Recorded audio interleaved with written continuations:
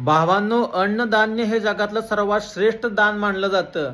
मुंबईमध्ये जो आपला मराठा समाज आहे, जो शांतीपूर्ण मार्गातनं तिथं आंदोलन करत आहे, तिथल्या खाऊगल्ल्या बंद होत्या म्हणून तो देवाकडे गेला, म्हणजे लालबागच्या राजाच्या तिथं गेला. कारण की गणपतीमध्ये तिथं 24 तास आपल्यासाठी, म्हणजे लोकांसाठी, भाविकांसाठी अन्न आणि जेवणाची सोय असते. आणि हिस्ट्रीमध्ये फर्स्ट टाइम, पूर्ण आतापर्यंत हिस्ट्रीमध्ये फर्स्ट टाइम त्यांनी ते बंद करून टाकलं, जेवणाची सोय बंद केली. का तर आपल्या मराठा समाज तिथं जाऊन जेवेल म्हणून.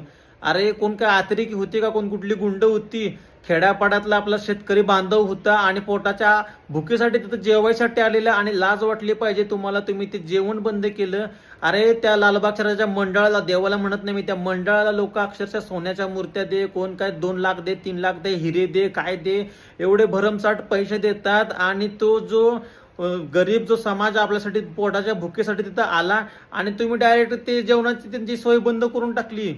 पण लक्षात ठेवा, पण ही जशी बातमी संपूर्ण महाराष्ट्रामध्ये पसरली, अक्षरशः हॉटेल भाग्यश्रीचा मालक किंवा ते हॉटेल सोरेवाडाचा मालक आणि कोणते मॅक्सवेअरचे सगळे सगळे जे मोठे मोठे उद्योजक आहेत, ट्रक आणि आपल्या खेड्यापाड्यातल्या बायका लोकांनी अक्षरशः 2-2, 3-3 हजार भाकरी बनवल्या, 5-5 हजार भाकरी बनवल्या, बेसन बनवलं, केळी घेतली, पाण्याची बाटली, अक्षरशः म्हणले प्यायला पण ही पाणी बिस्लरीचं वापरायचं आणि धुवायला पण बिस्लरीचं पाणी वापरायचं. तर तुम्ही जर गैरसोय करत असाल ना, थांबा, तुमची ना 4-5 दिवसांमध्ये सगळी तुमची यंत्रणा कामाला लागते. थटायचं नाही आता मित्रांनो. एवढं तुम्ही आमच्या तिथं अतिरेकी असल्यासारखं आमची वागणूक देताय का तुम्ही आम्हाला?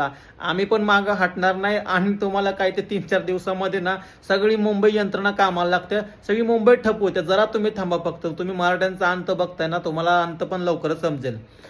जय हिंद, जय महाराष्ट्र, एक मराठा लाख मराठा.